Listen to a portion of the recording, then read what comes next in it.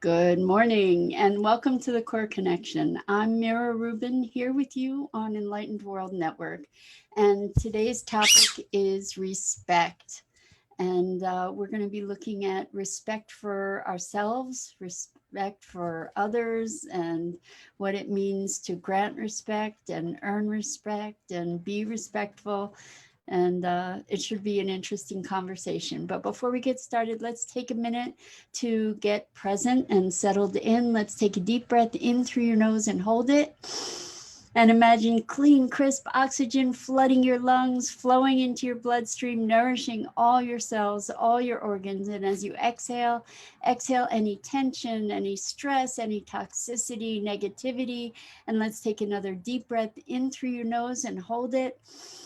This time, imagine brilliant, bright light lighting you up from the inside out, energizing you and electrifying you and connecting you with the world beyond. And as you exhale, exhale any remaining stress, tension, toxicity, negativity. And now let's gently press our palms together, really softly rub your fingers against your palms.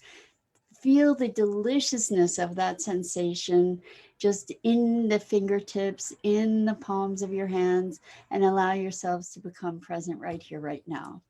Welcome, welcome. It's great to be here with you this morning. So glad to have this time together. Let's talk about respect because um, there's so much going on in the world that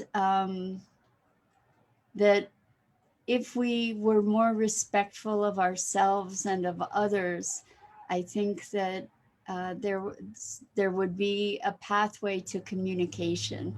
And respect is linked with esteem. So self-esteem, holding yourself in high regard. Um, Regard is another word that's associated with this notion of respect. And when we're disrespectful of ourselves, it means that we're not holding ourselves with care and with love and appreciation. And I decided to look up the word respect, and I'm going to just read a little bit of a definition.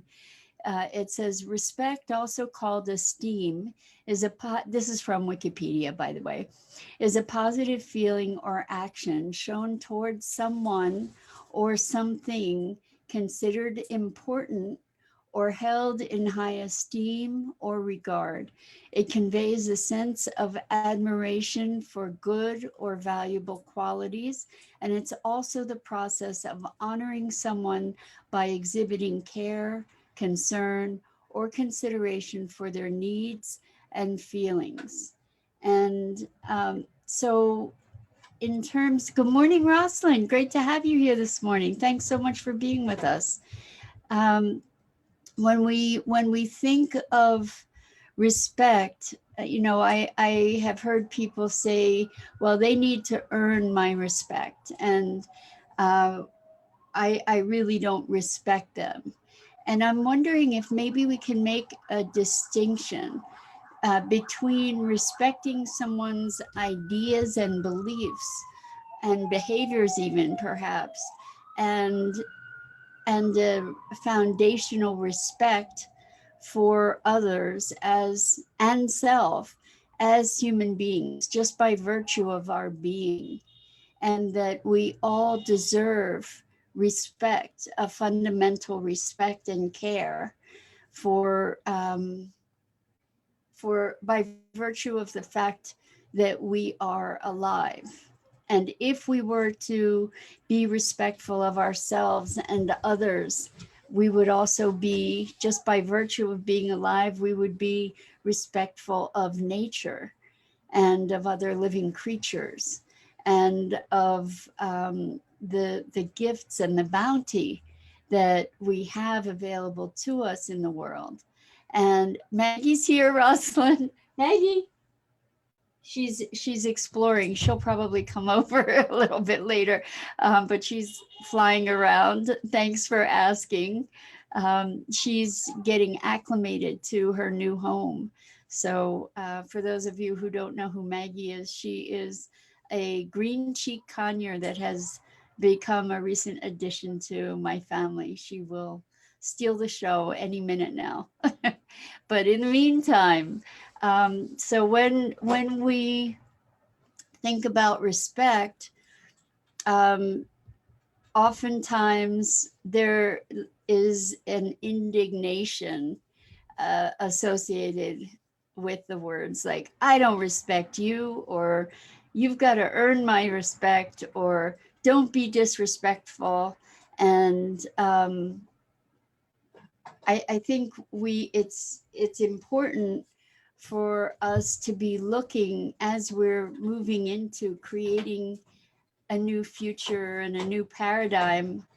I think it's important for us to be looking at certain fundamental values, certain fundamental baselines that we can establish for ourselves. Hi, Irma. Welcome, welcome. Great to have you here this morning.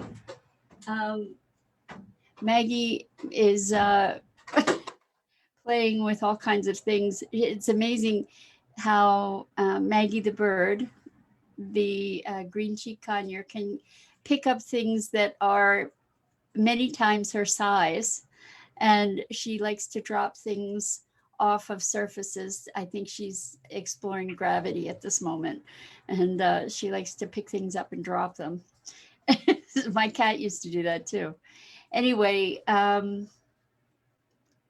we're talking about respect, and I think that when we look at respect, the first place to start is self-respect. And what that means is self-esteem, self-esteem to take care of ourselves, to recognize ourselves as doing the best we can, even when we may be deeply challenged. Good morning, Dido. Good morning. Great to have you here. So respect, I think, here comes Maggie. Respect for others starts, here she is. Respect for others starts with respect for ourselves, because if we're not respecting ourselves, then we don't know what it means to be respectful, right? I don't think that we can legitimately be respectful of others if we don't respect ourselves.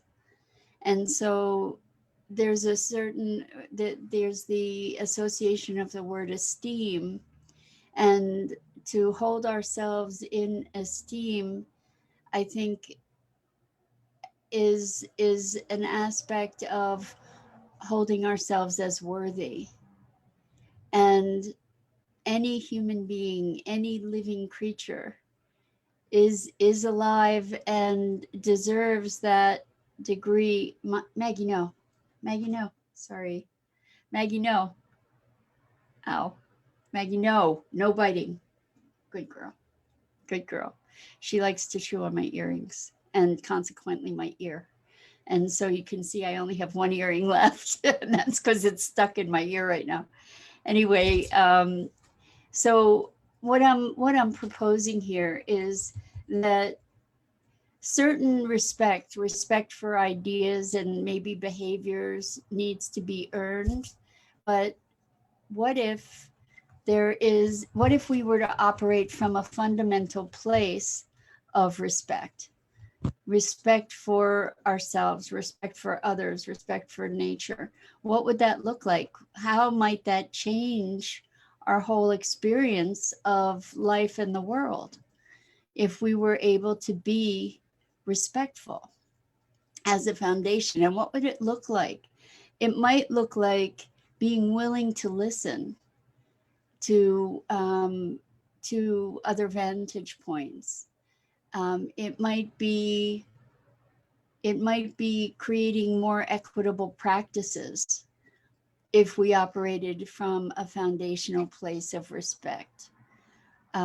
What else might be different if we respected our planet? We wouldn't be mining it and exploiting it to just extract uh, whatever value, the productivity we could from it, we wouldn't be commodifying it.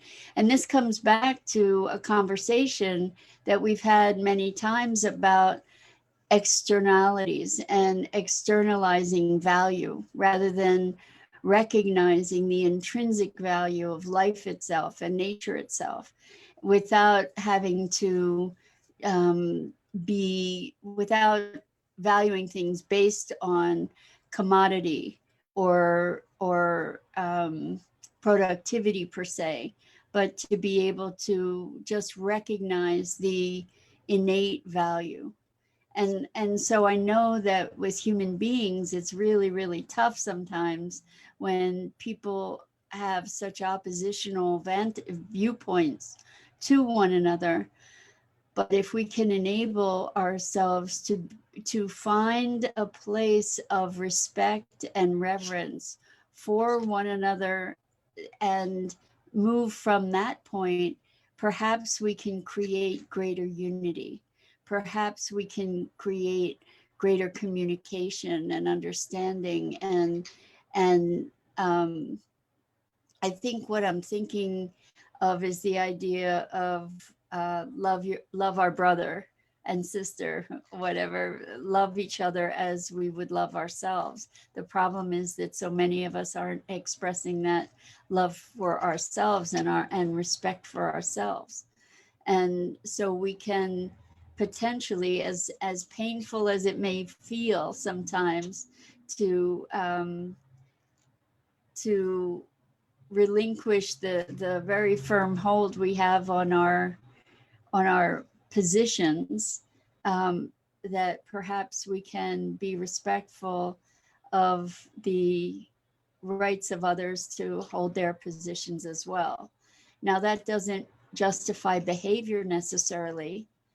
I can respect your position and your right to hold your position without respecting the way that you choose to assert it, without um, without deferring to your your position. So I'm wondering, with self-respect, what does that look like? Well, self-respect might be looking like taking care of ourselves emotionally, physically, mentally, spiritually. And in taking care of ourselves, it when we give ourselves license to do that, when we use that as a baseline, then it doesn't it becomes less of an oppositional thing. One of the things that I know about, or I've observed about a lot of healer people, myself included, is that without allowing myself or ourselves respect for ourselves, uh, we may tend to overextend ourselves toward others. And then what happens when people give and give and give because they're not respecting their own need, and overextending, then what sets in is resentment. And so, coming from a place of self-respect, what we can recognize is the needs that we have for self-care, and not have to be in a place of having to fight for those needs. Instead, when we recognize that those are our needs and that we deserve them, that we are entitled to recognizing, acknowledging, and honoring those needs, then when somebody asks for something that is beyond our bandwidth, then it doesn't have to be, it doesn't have to become a fight. It can just be, no, I really can't do that right now, or I really need to take care of myself. without the opposition. So what I'm thinking of is how when we don't really value ourselves deeply and in an integrated way, when someone asks something from us and we feel obligated, because we're not willing to honor ourselves, then we kind of push back, perhaps, or even internally push back in order to say no, and feel like indignant, like, how could you ask me that? You know, when you see that I'm stressed out, how could you ask me to do that? There's an indignation, instead of just being aligned within ourselves, with our own self-respect and our own self-regard, to say, no, I really can't do that at this time. I'm sorry. Or you know, I would like to be able to help you, and I don't have the bandwidth. And we actually don't have to be sorry at all for taking care of ourselves. There are so many of us that have such a deep desire to be supporting others and helping others, that if we say no, that it feels bad. And the strange dynamic that can occur out of that is feeling annoyed with the person who asked, because it puts us in because we get uncomfortable about saying no. So this is talking about self-respect. With self-respect, what I see self-respect being is an integrity within oneself. And what I mean by integrity is integration. And when we have self-respect, we also, I think, coming from that self-respect is a greater capacity to be respectful of others. And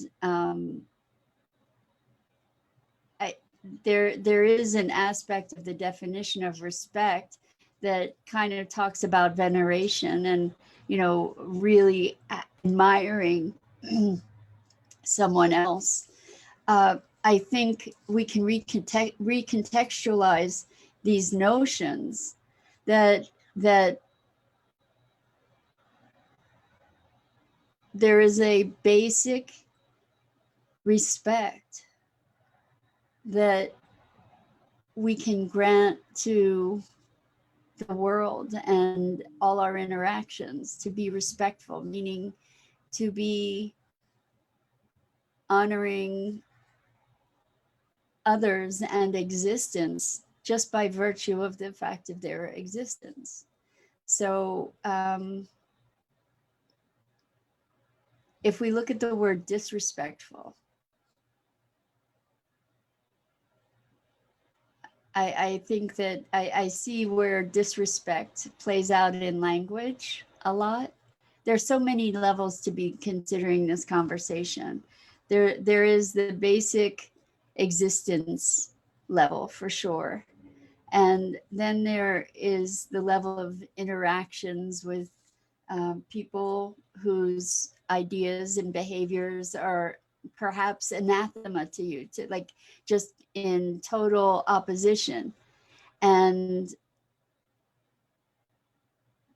the question is, by exhibiting respect, by us exhibiting respect, is that also feeding our self-respect?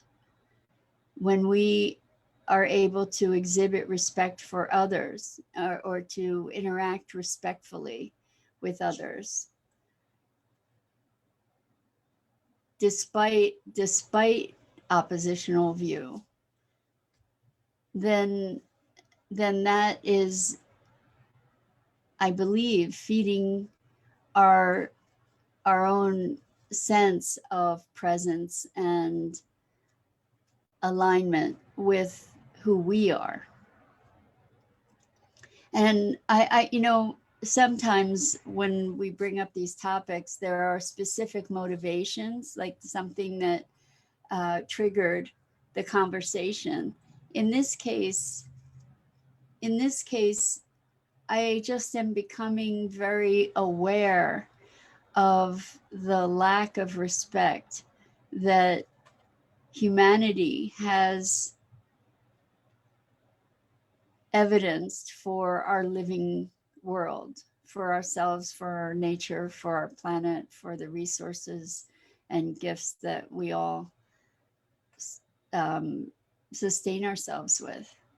And the lack of reverence. So last night, you guys know, if you've been around here for a while, know that I have a podcast with my business partner, Scott Billy, called Sustainability Now. And we have Thursday night movie nights where we share movies and our interviews. And then we have live Q&A conversations afterwards. And last night's topic was on vegetable or plant forward diets. And we were talking, it was really interesting. One person brought up this revelation that they had being vegetarian or vegan, this revelation when they were chopping vegetables, to realize that these vegetables were also living entities, that they are part of the expression of life and have some sentience perhaps of their own. And it made me be aware of, even more aware again, of respect for what we consume, what we consume to nourish ourselves physically, what we consume to create the world that we've created. And just very, very, very interesting perspective on respect. And really coming to a place of appreciation. Rosalind says, I was invited to a girls get together at a house. I can respect that there are a group of girls that are connected and socialize over drinks, but I didn't want to go out. I didn't want to go out of fear I wouldn't be aligned with what connection, that it wouldn't be aligned with what connection looks like to me. So I hear what you're saying, Rosalind, and I think that that's awesome that you were being respectful of yourself. The thing I have concern with in what you're saying is, I didn't want to go out of fear I wouldn't be aligned. It wouldn't be aligned with what connection looks like to me. So I don't think it was fear. I think it was a knowing that lack of alignment wouldn't sit well with you. And I want to acknowledge you for being respectful of what connection is for you. And potentially actually being respectful of them in their very different way of communing with one another. So just rather than be speaking about fear of not being in alignment, I think you actually were in deep alignment with yourself and with your priorities, your values, with the way that you choose to socialize. So and there could very well, I mean, I don't know if they would be getting sloppy drunk or just having drinks, or there may be a place to be able to just enjoy people regardless of their behaviors. I mean, I understand, like, if the focus, I'm just saying, there may sometimes it's possible, like I do not get high, but I've been able to enjoy the company of people that have. And so that's a judgment call for yourself to see what would be pleasant and what might not. And you honored yourself. And so that was being respectful of yourself rather than fearful. And I acknowledge you for that. I think that when we know ourselves, when we are respecting ourselves enough to honor our internal alignment, then life becomes so much more joyful and so much more pleasant, certainly so much more manageable if we are respectful of ourselves and our needs and where we are. It doesn't mean I'm making a distinction between being respectful and holding a position. It sounds like you didn't make your friends wrong, Rosalind. It just sounds like you chose to not to participate, and because it wasn't in alignment for you. So good for you. And I want to circle back to this idea of respect for the bounty that we have in our lives, to look at the bigger picture, to connect. I think that respect is a way of connecting and honoring. I think that that's what it is that respect is a way of honoring ourselves and others and our environment around us. And self-respect is honoring ourselves. And I think that is where we get to move from. So many of us have such persistent and loud self-talk that is not of the honoring variety. And if we can shift that paradigm, if we can shift ourselves to a place of wholeness and sufficiency, like being sufficient, being enough within ourselves, then our relationship with the world is going to change as well.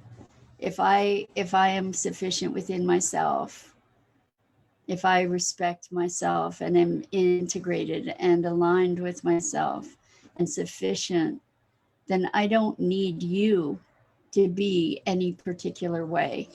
And then I can be more present to you as you are without needing to convince you to be, do, or feel a particular way.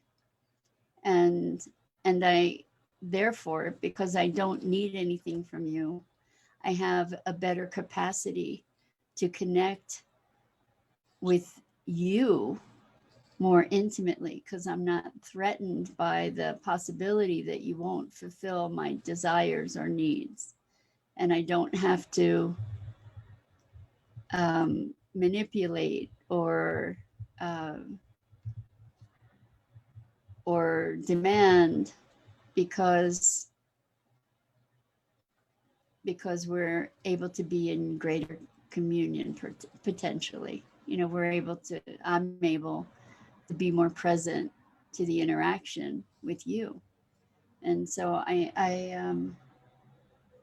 think that this idea of respect, particularly self-respect, is a place that may be a paradigm shifter. If we have self-respect, we can generate kindness for ourselves. And when, again, this circles back around to the whole idea of safety, when we feel safe, which is an inside job ultimately, when we feel safe, we have a greater ability to be present and responsive to the calling of our hearts and the calling of the world. And yeah, I think that about covers it for today. So I'm interested if you have, before we wrap up, if you have any other insights or comments around respect, because I think respect is not something that we can demand, although some people demand respect. I don't think a demand for respect engenders respect. I and other people talk about earning respect, and I think that on certain levels that's true, that respect is earned. However, I also believe that it behooves us to grant respect uh, for our own peace and our own personal integration. Thank you so much. Whoever, I don't know who that is from Periscope, but thank you for the appreciation, and it's mutual. I am so grateful to you to share this time together, and I think, you know, when we see so much disrespect at this time in the world for people, planet, etc., when we see so much disrespect, when we want to see more of something in the world, we can start with ourselves. So by being more respectful and more appreciative, then we'll generate more of that in the world. Rosalind says, I appreciate you, Mira. Thank you for sharing your morning and insights with us. Well, I love these mornings together because I have to say, I think aloud. I am better. I am a better thinker when I'm able to sort of play with the words as they're expressed. And so these conversations with you are deeply enriching and enlightening for me as well. And it's not that I come with answers. You know, this is very much about exploration for me, and I hope it is for you as well. And we can take a lesson from Maggie, who is constantly exploring and tasting the whole world. And so I just appreciate being here with you. So I'm Mira Rubin. This is the Core Connection, and I go live every weekday morning on the Enlightened World Facebook network, Enlightened Network Facebook page at 9 a.m. Eastern. And I invite you to check out the Enlightened World Network community and programming. And I appreciate you. Thank you, thank you, thank you for playing with me in these conversations. Until next time, lots and lots of love.